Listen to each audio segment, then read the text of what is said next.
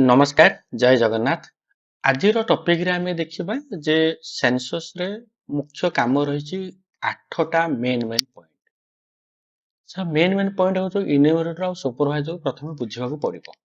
जदि आपण ये 8टा पॉइंट पूरा क्लियर हे जाउचंती ताले आपण को सर्वे करिवार कोनोसी असुविधा नाही।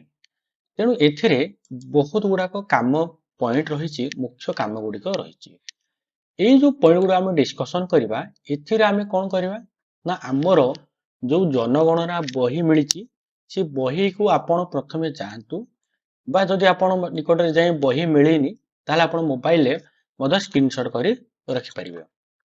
एवं एई जो स्क्रीनशॉट गुडी को करिवे एथिरे केतोडी जिंस को आमे डिस्कशन करिबा जेमिति कि एज पर बुक हमकु ओरिजिनली कोउटा हमकु केवल बहीटा ही जो सेल्फ स्टडी पई हमकु मिलिची सी होची हमर गोटे गाइडलाइन बोली हमें ताकू धरिबा। ठीक अछि तो आमे सेही पॉइंट को जानिबा। मुख्यतः पॉइंट आमे एथिरे जेतेबेले आमे पहुंची जिबा गुटे घरर आमे नंबरिंग निजे करि परिबा एवं सेंसस हाउस आउ सेंसस बिल्डिंग कोन एमिति घर जेतिला पर स्क्रीन देखुचंती एमिति घर नंबरिंग जेतेबेले आपण करि दोचन ए जे परफेक्ट आपण इनोवेटर हिसाब रे ताहले आपण जानतु आपणकर सेंसस रो आपण हीरो बनि जिवे। ठीक अछि तो एई जगह को आमे आसीबा एई जगह रे एई जो नंबर टी अछि ए नंबर केमिति कोन कराई ए नंबर को आमे आसीबा फर्स्ट ता पूर्व हमको केतरा जिंस फंडामेंटल जानिबा जदि आमे क्लियरली जानि जिबा ताहाले हमको आ कोन जिंस असुविधा हबो नै।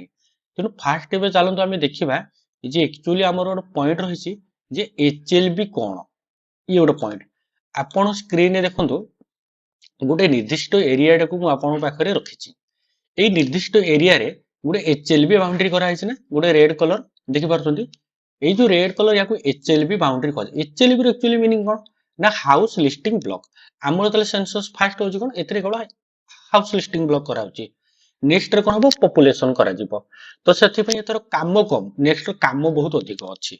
तेनु एई जो फास्ट पॉइंट रे जो काम गुडी को अछि इतिकी जानि दवा आपण गोटे एचएलबी एरिया मिलथिबो एचएलबी एरिया कोन आपण गोटे स्टेट भितर रहउचंदी तो गोटे डिस्ट्रिक्ट कटक नै जिबा एवं विलेज अछि नुआपड़ा विलेज विलेज रे आपण के एचएलबी नंबर उडा जी 1000001 एबे गोटे पॉइंट आसला पुनी ई एचएलबी आपण कोठरो पाइबे ना आपण जो मोबाइल दिया आइथो सेतर गोटे डिजिटल मैप थिबो से डिजिटल मैप रे आपण गोटे एचएलबी दिया जायछि एवं सेथिरे आपण कवर होथो जेमिति कि 200 टा भितर घर रहिथिबो सेरे स्कूल टेंपल हेल्थ सेंटर सब ये सब जिंस गुडी को आपण पाखरे थिबो। तो हमको वीडियो बेसी लंबा करबा नाही बहुत शॉर्टकट रे सारिया पय चेष्टा करिवे देखिबा आपनकर माने 4 घंटार पाठ आपण बहुत कम समय रे सरी जिवो। तेनु शॉर्टकट पॉइंट को हमें डिस्कस करियो और मेन पॉइंट को जिबा जदि ए सब्सक्राइब करना त दया करी ओटे सब्सक्राइब कर दे पुनी नेक्स्ट एमिति ऑफिशियल इन्फॉर्मेशन आपण को मिल जिवो। हेले ई एचएलबी आपण देखो गोटे गां अछि पूरा गां बा एठी मध्ये पूरा गां ए पट साइड मध्ये गां अछि एठी घर द्वार बाहर अछि एवं ए एचएलबी रे आपण गोटे नजर करिवे आपण केतरा जिंस इंडिकेट करा हितिबो कोन करा हितिबो ना आपणकर नॉर्थ आउ वेस्ट ईस्ट साउथ एगुडा को पूरा भलो भाबे इंडिकेट करा हितिबो। तेनु ये हला एचएलबी आ गोटे नजर करदबा एचएलबी कोन ना ए एचएलबी जो आपण स्क्रीन देखुतनी ये मध्ये सेमिति गोटे परिसर माने ए जो एरिया टा रहिछि तो ताकू हमर एचएलबी भितर जाउछि किंतु ए एचएलबी रे हम एतले सर्वे करिया ए मोर एचएलबी बाउंड्री फर्स्ट आउ को इनोवेटर सहित नाही तो ठीक अछि जदि नाही ठीक अछि जदि अछि टिके जानि देबे एवं सुपरवाइजर को कांटेक्ट कर देबे सरीला एचएलबी विषय हम जानि गले। एबे आसीबा परिसर परिसर कोन ना परिसर गोटे निर्दिष्ट अंचल को बुझिबा देखंतो आमे गोटे गां भीतर को जाइछे बा हम टाउन भीतर को अच्छे आपण सर्वे करिया पय जाइचंती परिसरर जनक घर को आमे पहुंची गले आउ से घरे पहुंची गला परे तांको पचारिबा जे आउ तमरो आमे आसीचु सर्वे करिया पय तो सेउडा केमिति कोन पचारे तो डिस्कशन करिबा आमे परिसर आमे बर्तन आसीचु आउ तमरो कोन कोन अछि को टाइप रो घर सब अछि को से कहिबे आउ मोर एमिति बिल्डिंग एटा गोटे बिल्डिंग अछि आउ एठी रुसै घर अछि एमिति आपन को देखि दो जो स्क्रीन रे एट देखंतु तो एथिरे कोन थिबो आमे बहुत जगह रे कोन थाई पारे बिल्डिंग थाई पारे एवं ए बिल्डिंग पाखरे आउ केते जिंस मध्ये रहिथिबो जेमिति कि आम जदि देखीदबा एठी रही भूमि सहित बिल्डिंग कि अपार्टमेंट बहुतल प्रासाद रही एवं सर्वसाधारण स्थान को बुझाइब ये हूँ परिसर। ये द्वितीय रहा सबु क्षेत्र में गोटे बिल्डिंग बा पाचेरी द्वारा परिवेष्टित होई थाई पारे न पारे। बेले बेले गाँ मानकर कौन थाए ना तांकर घर अच्छी किंतु चारिपट बाड़ नथिबो। आउ केतेक एरिया रे माने घर अच्छी किंतु बाड़ भी अच्छी ताल ताको आमे परिसर बोली कहबा। ठीक अछि ये आमे परिसर बोली जानि गले। आउ केतेटा जिनिस को एठी देखिदबा परिसर। पुणी आपण गोटे गाँ को जातु। ठीक अच्छे गाँ रे गला बेलू तांकर गोटे कुड़िया घर करछन्ती आउ चारिपट एमती बाड़ होईछि निजे निजे प्राकृतिक बाड़ बा निजे तांकर जो आमर गछ गुड़िक रही जोटा वर्षा दिन थर लगेदेले सेगुड़ाक लागिकी रही जाए माटी रे ताले ये गछ गुड़िक आपण रेजिस्ट होईगला एटा गोटे परिसर होईगला। एठी आंकर कोन करछन ना बाउंड्री वाल करछन्ती चारिपट ताले आंकर परिसर अछि। आउ केतेक एरिया रे परिसर न थाए कोन थाए खाली तांकर गोटे घर तापर आउ जनक घर तापर आउ जनक घर एमती कंटिन्यू चलीथिबो। ठीक अछि तो जोटा सी तांकर परिसर भितर होछि आपण देखिदेले जानदेले सरीला कथा। आपण ताको पचार देबे तुम मालिकाना माने तुमे जो मालिक अछ घर तुम घर कोउटा कोउटा कुह। ठीक अछि सीए कहिदेले आउ जने भी कहिदेले किंतु देखिला बेलकु सीए कहि नाती ए घरटा तांकर सीए भी कहि नाती ए घरटा तांकर से जगह रे आपण कोन करिवे प्रॉब्लम आसीबो गुटिए भी घर को आपण स्किप करिवे नै। तेणु परिसर से घरटा कहार परिसर बोली आपण जानिबे। जदि केही मानु नाहंती ताले आपण सुपरवाइजर करी सुपरवाइजर चार्ज ऑफिसर कहबे तहसीलदार अछंती एरिया विषय कहिदेबे कहा घर कोउटी कोन अछि। ठीक अछि एबे आसला बिल्डिंग घर मेन कथा होची आपण बिल्डिंग फाइंड आउट करियार अछि। बिल्डिंग कोन होई पारे गोटे चाळ घर होई पारे कि नै। ठीक अछि गोटे चाळ घर मध्य आमे ताको बिल्डिंग बोली कहिबा। एबे देखिदबा बिल्डिंग। ठीक अछि तो मेन कथा जतल बिल्डिंग आमे कहिबा एहार चारोटी कांथ एवं छात निहाती थिबा दरकार ताले याको बिल्डिंग कहिबा। क्लियरली आपण बुझंतु चारि कांथ थिबो छात थिबो सियोर छात माने कोन खाली कंक्रीट छात नो नो एथिरे आम एजबेस्ट छात थाई पारे चाळ घर थाई पारे टीण घर थाई पारे ये सब गुटे गुटे होचो निहाती रहिबा दरकार ताले आमे छात कहबा। एटा को बिल्डिंग घर कहबा कि कोंतु आपण आंसर दियंतु या केबे भी बिल्डिंग घर कहबा नाही। नेक्स्ट आउ गोटे पॉइंट को आमे देखिदबा बहिर पॉइंट मुख्य सब बेला आपण बही खोलंतु एवं बही रे देखंतु आपण कोन कोन जिंस अछि सेथिरे। आउ बिल्डिंग गुड़िक केतेक सारे अधिकांश अवशिष्टांश निर्माण बा गठन होई पारे एवं केते गुड़ाक बिल्डिंग अछि निजे बासगृह भाव में व्यवहार कराउथबो। ठीक अछि केतेक दुकान बिजनेस ऑफिस हमर कमर्शियल पई होची कार्यशाला बा हमर रोषेई घर आमोद प्रबंध पूजा स्थान गोदाम एगुड़ाक गोटे गोटे बिल्डिंग रहिबो किंतु याकू नॉन रेसिडेंशियल कहबा केवल रहुथवा बासगृह को आमे रेसिडेंशियल कहबा आउ जोटा रहु नथवा बासगृह को नॉन रेसिडेंशियल कहबा। नेक्स्ट बहुत लोकर कोन थाए ना तांको घर थिबो माने कोन डाक्टर गोटे बासगृह अछि तांकर डाक्टर क्लिनिक अछि एमिति मध्ये बिल्डिंग थाई पारे। तेनु एथिरे आपण व्यस्त बा नहीं एक्चुअली बिल्डिंग आपण को कोन जिंस आपण क्लियर हे जिवे। आउ टे देखिनंतु ये सब गुटे गुटे आपण जो स्क्रीन रे देखुछन ये सब गुटे गुटे बिल्डिंग एवं साधारणतः चारि कांथ एवं छात सहित भूमि उपरे गुटे निर्माण थिबो ताहाको आमे कहबा बिल्डिंग। सरेला बिल्डिंग आमे जानि गले एवं बिल्डिंग रो व्यवहार आमे बे डिस्कशन करदले बिल्डिंग विभिन्न भाव रे आमे व्यवहार करा जाई परिबो जेमिति ऑफिस हो ट्यूशन सेंटर हो गोटे डॉक्टर क्लिनिक हो ये सब होची गोटे बिल्डिंग। क्लियर हेले आपण वर्तमान बिल्डिंग जानि गले बिल्डिंग जदि जानि गले आमे सेंसस हाउस आमे आसीबा नंबरिंग केमति करिया से पॉइंट मध्ये आसीबा। सेंसस हाउस कोन हेबे क्लियर होबा। सेंसस हाउस जोटे मुख्य कथा एथिरे मु केतरा आपण पई इंडिकेटर लाइन बनेची जाकी सहज हबो भिडियोटी कम समय लागियो। आमे सेंसस गृह कहले कोन बुझिबा ये गोटे पॉइंट। ठीक अछि सेंसस गृह एठी देखंतु जे बिल्डिंग बा बिल्डिंग रो अंश को बुझाइबा रास्ता बा रास्ता साधारण अगुणा किबा सीढ़ी इत्यादि सेंसस गृह को पृथक प्रदान माने प्रवेश पथ थिबो एवं स्वतंत्र यूनिट भाबे व्यवहृत बा स्वीकृति होथबो। एथिरे पुणी कोन होबो ना व्यवहृत हेई थाई पारे किबा व्यवहृत हो नथबो किबा खाली थाई पारे या बासगृह होई पारे किबा अण बासगृह होई पारे। एबे एठी आसंतु देखिबा एठी जो देखिले हमर गुटिए गुटिए डोर अछि एवं कबाट लागि एवं प्रवेश पथ अछि।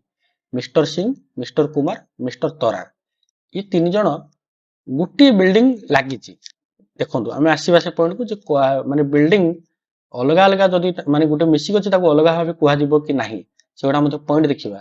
କିନ୍ତୁ ଏ ଜାଗାରେ ସେନ୍ସସ୍ ହାଉସ୍ ଇଏ ଗୋଟେ ଇଏ ଗୋଟିଏ ଇଏ ଗୋଟିଏ ତ ନମ୍ବରିଂ କଲା 1 2 3 ସିରିଏଲ ନମ୍ବର ଆମେ କମ୍ପ୍ଲିଟଲି କରିବା। ଆଉ ଗୋଟେ ପଏଣ୍ଟ ଦେଖିଦବା ଯେ ସେନ୍ସସ୍ ହାଉସ୍ ଆଉ ବିଲ୍ଡିଂ ଯଦି କୌଣସି ବିଲ୍ଡିଂ ରେ କେତେ ଗୁଡିଏ ଫ୍ଲାଟ ବା ବ୍ଲକ ଅଛି ପ୍ରତ୍ୟେକ ପରସ୍ପର ଠାରୁ ସ୍ୱତନ୍ତ୍ର ଥିବ ମାନେ କଣ ତାଙ୍କ ରାସ୍ତା ତାଙ୍କ ଯିବା ଆସିବା ରାସ୍ତା ଅଲଗା ଥିବ ସିଡି କିମ୍ବା ଅଗଣାରୁ ପ୍ରତ୍ୟେକ ଗୋଟିଏ ଅଲଗା ପ୍ରବେଶ ଦ୍ୱାର ଥିବ ସେଗୁଡିକ ଗୋଟିଏ ଗୋଟିଏ ସେନ୍ସସ୍ ଗୃହ ରୂପେ ବିବେଚିତ କରାଯିବ। ପୁଣି ଅନ୍ୟ କେସ୍ ବି ଆସିପାରେ ଠିକ ଅଛି। ବିଲ୍ଡିଂ ଏବଂ ସେନ୍ସସ୍ ଗୃହକୁ ଚିହ୍ନଟ କରିବା ପାଇଁ କେତେକ ଉଦାହରଣକୁ ଆମେ ଦେଖିବା। ଇଏ ଗୋଟେ ପଏଣ୍ଟ। ଉଦାହରଣରେ ଏଠି ଦେଖନ୍ତୁ ଏଇ ଯୋଉ ପଏଣ୍ଟ ଗୁଡା ଆପଣ ଦେଖୁଛନ୍ତି ଏଠି କେତେଟା ସେନ୍ସସ୍ ହାଉସ୍ ଏଠି କ୍ଲିୟରଲି ଜାଣିବା। ଏଠି ଆପଣ ଗୋଟିଏ ଘର ଦେଖିଲେ ଠିକ ଅଛି। ଦେଖନ୍ତୁ ଆପଣ ସ୍କ୍ରିନରେ ଏଠି ଆମେ ଗୋଟିଏ ଘର ଦେଖିଦେଲେ ଏବଂ ଏଠି ପ୍ରବେଶ ପଥ ଅଛି। ତାପରେ ଇଏ ଜଣେ ମାଲିକ ଥିବା ଯୋଗୁ ଏ ଜାଗାରେ କଣ ହେଲା ନା ଏଠି ଆମର ବିଲ୍ଡିଂ ଗୋଟିଏ 1 ନମ୍ବର ବିଲ୍ଡିଂ ଇଏ ଗୋଟେ ସେନ୍ସସ୍ ହାଉସ୍ ଅଛି। ନେକ୍ସଟ ଆଉ ଗୋଟେ ପଏଣ୍ଟ କୁ ଦେଖିଦବା ଆମେ କେତେଟା ପଏଣ୍ଟ କୁ ମଧ୍ୟ ବଢିଆ ସେ ଆଲୋଚନା କରିଦବା ଯେ ମୁଁ ଆପଣଙ୍କୁ ବହିର ପେଜ ନମ୍ବର ଆପଣ ସିଧା ଯାଆନ୍ତୁ ଦେଖିଦେବେ ଏଇ ପେଜ ନମ୍ବରରେ ଆପଣ ଖୋଲନ୍ତୁ 28 ପେଜ ଅଛି ଯଦି ଆପଣ ଓଡ଼ିଆ ବହି ଅଛି ବା ଇଂଲିଶ ବହି ସମାନ ଅଛି। ଏବେ ଆମେ ବିଲ୍ଡିଂ ଆଉ ସେନ୍ସସ୍ ହାଉସ୍ କେମିତି ଚିହ୍ନଟ କରିବା। ଇନ୍ କେସ୍ ବହୁତ ସାରା ପ୍ରୋବ୍ଲେମ ଆସିବ ଏ ପ୍ରୋବ୍ଲେମ ଭିତରେ ଦେଖିବା ଆମେ ବିଲ୍ଡିଂ କାହା କହିବା ସାଧାରଣତଃ ଭୂମି ଉପରେ ଥିବା ଏକ ନିର୍ମାଣକୁ ବିଲ୍ଡିଂ କହିବା ଏବଂ ବିଲ୍ଡିଂ ସର୍ବଦା 4ଟି କାନ୍ଥ ହେଇଥିବ ଏବଂ ଗୋଟିଏ ଛାତ ଥିବ। ଏହା ଗୋଟିଏ ବିଲ୍ଡିଂ ତଥା ଗୋଟେ ସେନ୍ସସ୍ ଗୃହର ଏକ ସହଜ କେମିତି କଣ ଦେଖିବା। କେତେକ ଅଞ୍ଚଳରେ ବହୁତ ମାନେ ଅଲଗା ଗାଁରେ ଗୃହ ନିର୍ମାଣ ଢାଞ୍ଚା ଏପରି ଦୃଶ୍ୟମାନ ଥାଏ ସେଠାରେ ଆଦୌ କାନ୍ଥ ନଥାଏ। ଓକେ କାନ୍ଥ ନଥିବ ଦୃଷ୍ଟାନ୍ତ ସ୍ୱରୂପ ଗୃହଟି ବୁଜି ଆକାର ଥାଏ ପ୍ରାୟ ଆମ ଓଡ଼ିଶାରେ ଏଭଳି ଘର ନଥିବ ତେଣୁ ଆପଣ ସେଥିପାଇଁ ବ୍ୟସ୍ତ ହେବାର କିଛି ନାହିଁ ଏବଂ କିନ୍ତୁ ବୁଜି ଆକାର ଥିବ ଏବଂ ପ୍ରବେଶ ପଥ ଥିବ ଭୂମିକି ଲାଗିଥିବ ତାହେଲେ ଏଇଟା ବିଲ୍ଡିଂ ହବ କି ନାହିଁ ଏବଂ ଏଇଟା ଚାରିପଟ ଘେର ହେଇଛି ଏହାକୁ ସେନ୍ସସ୍ ଗୃହ ରୂପେ ଗ୍ରହଣ କରାଯିବ ଏବଂ ବିଲ୍ଡିଂ ବୋଲି କୁହାଯିବ। ଏଭଳି ଘର ଆମର ନାହିଁ ତେଣୁ ୟା ଉପରେ ଆଉ ଡିସ୍କସନ କରିବା ନାହିଁ। ବେଳେ ବେଳେ ଆଉ କଣ ଥାଇପାରେ ରାସ୍ତା କଡରେ ଧାଡି ଧାଡି ହେଇ ଭିନ୍ନ ଭିନ୍ନ ବିଲ୍ଡିଂ ଲାଗି ରହିଥିବ ଦେଖାଯିବ ସେଗୁଡିକ କଣ ହବ ନା ଉଭୟର ପାଖର କାନ୍ଥ ପରସ୍ପରକୁ ଲାଗିଛି ଠିକ ଅଛି ବୁଝିପାରୁଥିବେ ଫଳରେ ଏହା ଗୋଟିଏ ନିର୍ମାଣ ବା ଗଠନ ଭଳି ଦେଖାଯାଉଥିବ ମାନେ ଗୋଟେ ଘର ବା ଗୋଟେ ବିଲ୍ଡିଂ ଭଳି ଦେଖାଯାଉଥିବ। ଏ କ୍ଷେତ୍ରରେ ଭିନ୍ନ ଭିନ୍ନ ନିର୍ମାଣର ପ୍ରକୃତର ପରସ୍ପର ଠାରୁ କଣ କହିବ ସ୍ୱତନ୍ତ୍ର ସେମାନେ ଅଲଗା ଏବଂ ବିଭିନ୍ନ ସମୟରେ ତିଆରି ହେଇ ଲାଗି ଲାଗି ଘର ଗୁଡିକ ଅଛି। ଏପରି ସ୍ଥଳେ ସ୍ୱତନ୍ତ୍ର କଣ ଥିବ ଆଗେ ଆମେ ଦେଖିବା କଣ ଦେଖିବା ନା ପ୍ରବେଶ ଦ୍ୱାର ଅଛି କି ନାହିଁ। ଯଦି ପ୍ରବେଶ ଦ୍ୱାର ସମସ୍ତ ନିର୍ମାଣ ଘରକୁ ଗୋଟିଏ ଗୋଟେ ବିଲ୍ଡିଂ ମାନେ ଅଲଗା ପରି ଦେଖାଯାଉଛି ତାହାର ପ୍ରତ୍ୟେକ ଅଂଶକୁ ଅଲଗା ଅଲଗା ବିଲ୍ଡିଂ ନବା ବୁଝିପାରିଲେ କିନ୍ତୁ ପ୍ରତ୍ୟେକ ଅଲଗା ଅଲଗା ନମ୍ବର ଦବା କ୍ଲିୟର ହେଇଗଲେ ନେକ୍ସଟ ପଏଣ୍ଟ କୁ ଯିବା। ଏବେ ଗୋଟେ ଗୋଟେ ଆପାର୍ଟମେଣ୍ଟ ଅଛି ଆପଣ ଦେଖିଥିବେ ନଜର କରିଥିବେ ଯେ ଗୋଟିଏ ବିଲ୍ଡିଂ ପରି ଦେଖାଯାଉଥିଲେ ପ୍ରତ୍ୟେକ ଫ୍ଲାଟ ର ମାଲିକାନା କଣ ଥିବ ଭିନ୍ନ ଭିନ୍ନ ଥିବେ ଏଇଟାକୁ ଆମେ ଯିବା ଏଇ କ୍ଷେତ୍ରରେ ଏବଂ ଭିନ୍ନ ଭିନ୍ନ ଲୋକଙ୍କ ଦ୍ୱାରା ଅଧିକୃତ ହେଇଛି ମାନେ ସେମାନେ କିଣି ନେଇଛନ୍ତି ଗୋଟେ ଗୋଟେ ଆପାର୍ଟମେଣ୍ଟ ତାଙ୍କୁ କିଣି ନେଇଛନ୍ତି ପଇସା ଅଛି କିଣି ନେଲେ ଆଉ ଠିକ ଅଛି। ଅନେକ ଗୁଡ଼ିଏ ଫ୍ଲାଟ ଥିବା ଏଭଳି ବହୁତଳ ବିଶିଷ୍ଟ ନିର୍ମାଣ ଗୋଟିଏ ବିଲ୍ଡିଂ ଭାବରେ ଯିବ ଗୋଟିଏ ବିଲ୍ଡିଂ ଏବଂ ପ୍ରତ୍ୟେକ ବିଲ୍ଡିଂ ର ଫ୍ଲାଟ କୁ ଗୋଟିଏ ଫ୍ଲାଟ କୁ ମାନେ ଗୋଟିଏ ବିଲ୍ଡିଂ ର ପ୍ରତ୍ୟେକ ଫ୍ଲାଟ କୁ ଗୋଟିଏ ସେନ୍ସସ୍ ହାଉସ୍ କୁହାଯିବ ଗୋଟିଏ ବିଲ୍ଡିଂ ନମ୍ବର ହବ ସେନ୍ସସ୍ ହାଉସ୍ ଅଲଗା ଅଲଗା ହବ। ମନେ କରୁଛୁ ସିରିଏଲ ନମ୍ବର 34 ଆସିଲା ବିଲ୍ଡିଂ ନମ୍ବର ଦେଇଦେଲେ ତାହେଲେ 34 8 ଠିକ ଅଛି 4008 ତ ଏଗୁଡାକ ନେମିଂ କେମିତି କଣ କରାଯିବ ମୁଁ ଆପଣଙ୍କୁ ସେ ବିଷୟରେ କହିଦେବି ଠିକ ଅଛି। ନେକ୍ସଟ ଆହୁରି କେସ୍ ଆସିପାରେ ଦେଖନ୍ତୁ ଗୋଟେ ଗୋଟେ କେସ୍ ଅଲଗା ଅଲଗା ଥିବ ଆପଣ ଏମିତି ଆପଣଙ୍କ ଚିନ୍ତା କରି କରି ଏଇଟା ଭାବିଲା ବେଳକୁ ମାନେ ଆପଣ ଟିଣ ହେଇଯାଇଥିବ ମୁଣ୍ଡ ତ ଗୁଡ଼ିଏ ସ୍ଥାନରେ ବହୁ ପକ୍ଷ ମାନେ ଆପଣ କର୍ତ୍ତୃପକ୍ଷ ଥିବେ କଣ ନିର୍ମାଣ ବହୁତ ସାରା କରିଦେଇଛନ୍ତି ଘର ପୃଥକ ନମ୍ବର କରିଥାନ୍ତି ଆପଣ ସେ ଜାଗାରେ ଆଉ ଏତେ ବିଲ୍ଡିଂ ନମ୍ବର କରିବେ ନାହିଁ ସେ ତାଙ୍କ ଯାହା କରିଛନ୍ତି ଆପଣ ଖାଲି ସେନ୍ସସ୍ ହାଉସ୍ କରିଦେବେ ପଳେଇ ଆସିବେ ଯଦି ତାଙ୍କର ଏଇ ଗୋଟେ ବିଲ୍ଡିଂ ନମ୍ବର କରିଦେଇଥିବେ ଏଟା N4 ଏଟା N8 N3 N7 N3 N6 तो एगुड़ाक आपण हाथ मारे ये गोटे बिल्डिंग ये जो BN3 कहीं माने ये जड़े कौन कर दीटा फ्लैट किन एठी आपण बिल्डिंग नंबर करेंगे आप खाली केवल कौन करेंगे ना सेंसस नंबर देकी पलि आसियो आउ केते परिस्थिति कौन देखा जिवो बेले बेले माने कंपनी बा हमर सरकारी कौन करती केतक मालिकाना रे पृथक पृथक बिल्डिंग गुड़ा विभिन्न परिवार दखल थाई पारे जेमती हमर BMC रे एबे हेची जे माने हमर रोड साइड लोक मानको गोटे बिल्डिंग दिया हेची ता भितरे से माने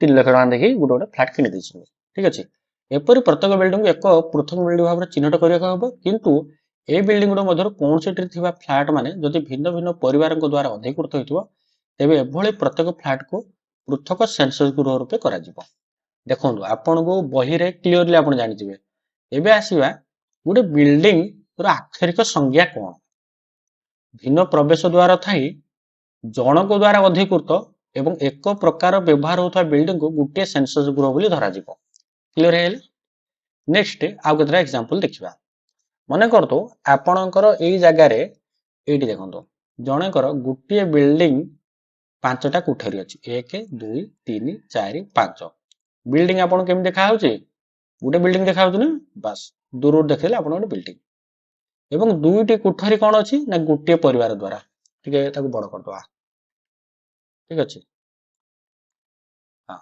तो ये कौन है ना दुईटी कोठरी गोटे परिवार द्वारा अच्छी देखिदेले यहाँ दीटा परिवार द्वारा अच्छी ये गोटे पर ये जो आमर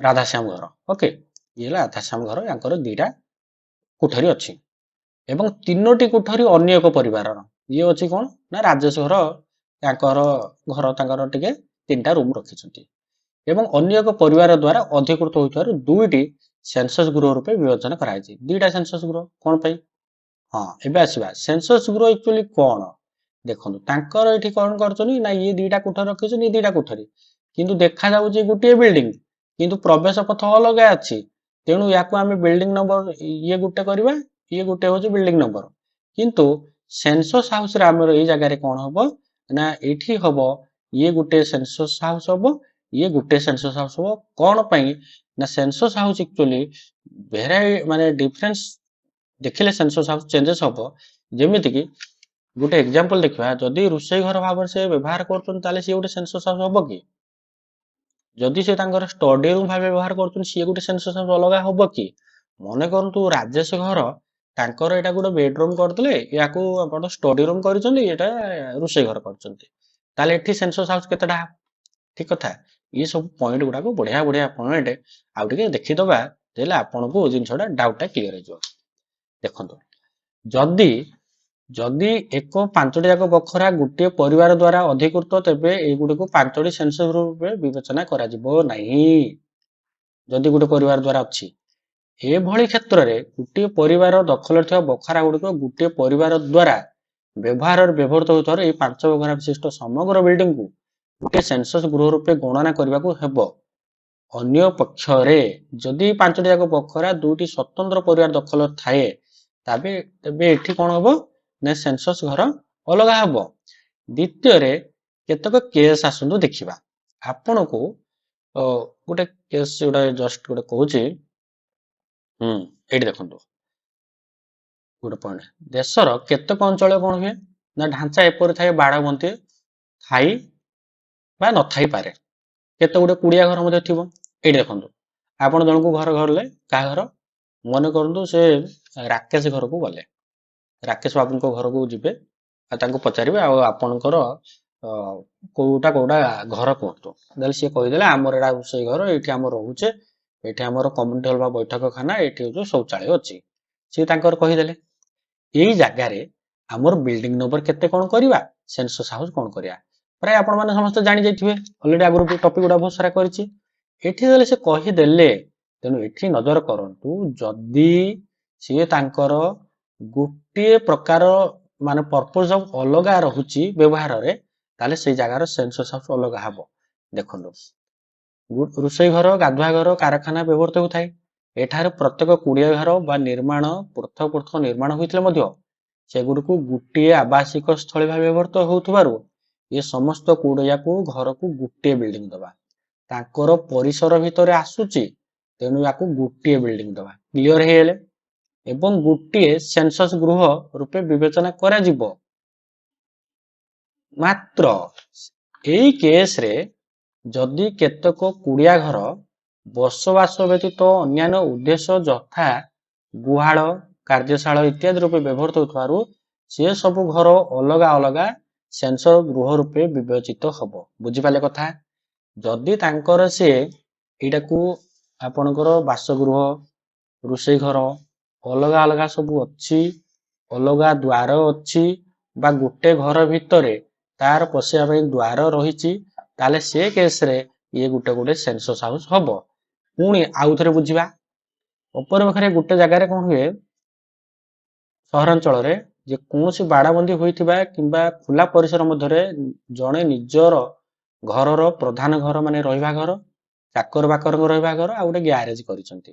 ଠିକ ଅଛି, ଇଏ ଗୋଟେ କିନ୍ତୁ ମୁଖ୍ୟ ବାସଘର ଗୁଡ଼ା ଏଇଟା। କିନ୍ତୁ ଏପରି ସ୍ଥଳେ ଏହି ପରିସର ମଧ୍ୟସ୍ଥ ସମସ୍ତ ଗୃହ ପାଇଁ ଗୋଟିଏ ବିଲ୍ଡିଂ ନମ୍ବର ଦିଆଯିବ। ଦେଇଦେଲେ ଗୋଟେ ବିଲ୍ଡିଂ ନମ୍ବର ଦେଇଦେଲେ, ମନେ କରନ୍ତୁ ଇଏ ହେଲା 13। ଠିକ ଅଛି, ଏଠାରେ ଥିବା ପ୍ରତ୍ୟେକ ନିର୍ମାଣକୁ ସେନ୍ସସ୍ ଗୃହର ସଂଜ୍ଞାକୁ ବିଚାରକୁ ନେଇ ଅଲଗା ଅଲଗା ସେନ୍ସସ୍ ଗୃହ ନମ୍ବର ଦିଆଯିବ।